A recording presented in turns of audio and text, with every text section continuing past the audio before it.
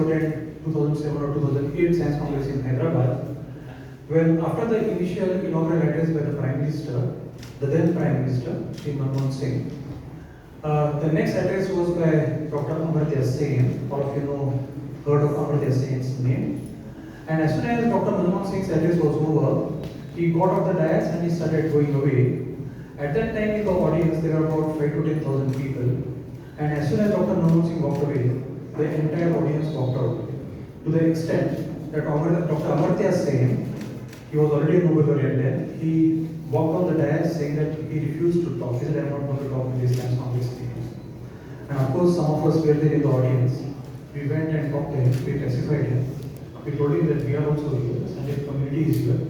And it's not because of the audience which does not come here for the love of science, but for something else.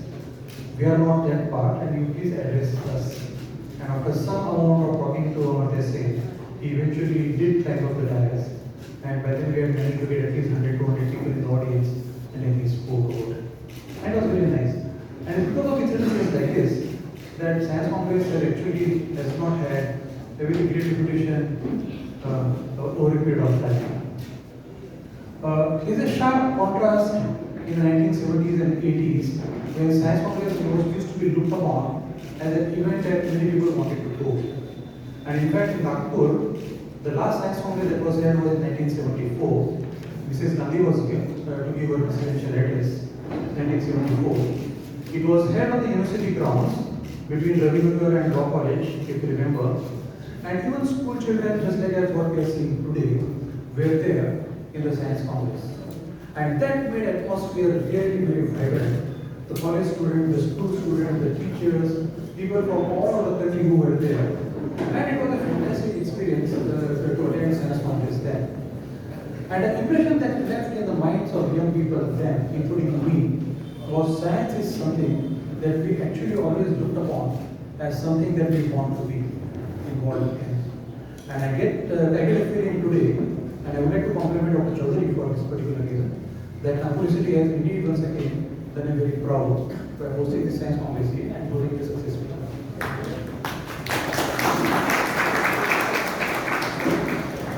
As far as science and society, the fact that science ultimately must, the benefits of science or the fruits of science must eventually reach the society is not a very new idea.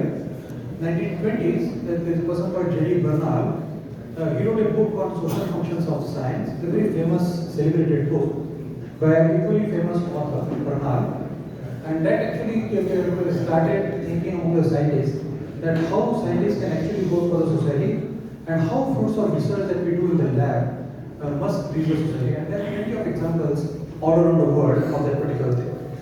I would like to quote one example from India that how benefits of science have reached the society.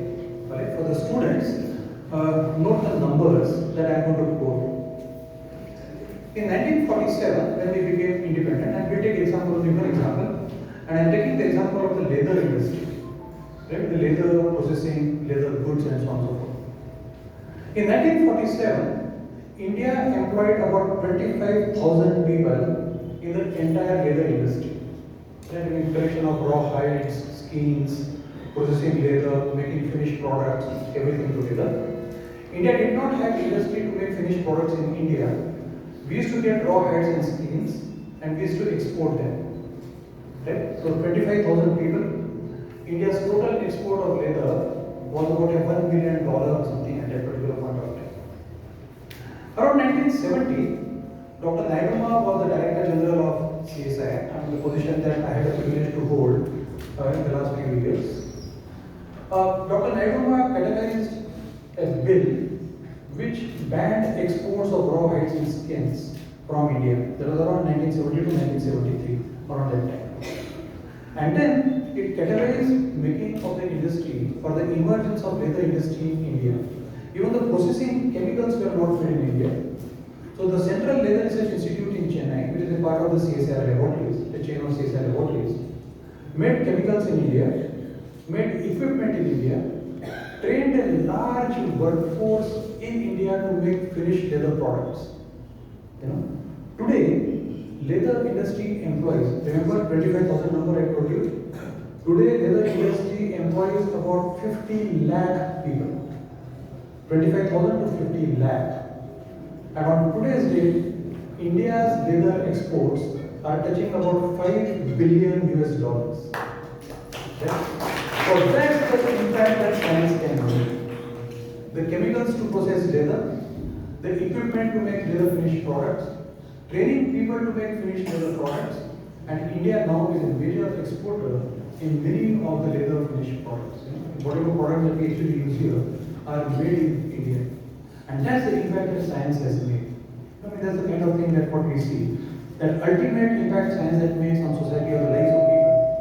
Imagine 50 lakh people, about half of them have been trained directly in CSIR Chennai. And large part of the workforce is women. Because women are the ones who actually go in the leather industry for processing and making products and so on. That's amazing. That's the impact that it actually makes. And every time, as science evolves, you always find that there are new ways that science can go and help the society around us. On today's day, there are pressing issues. Things like climate change, things like waste process, things like waste to wealth, and all of that are actually the challenges today. How are we actually going to move towards net zero that our country has expressed desire to be in the year 2070? How are we going to do that? Now, Honorable Prime Minister has been telling us again and again that please see that the benefits of science go to people in the country. How are we going to do that? And the large body of scientists in the country is indeed working towards this particular aspect.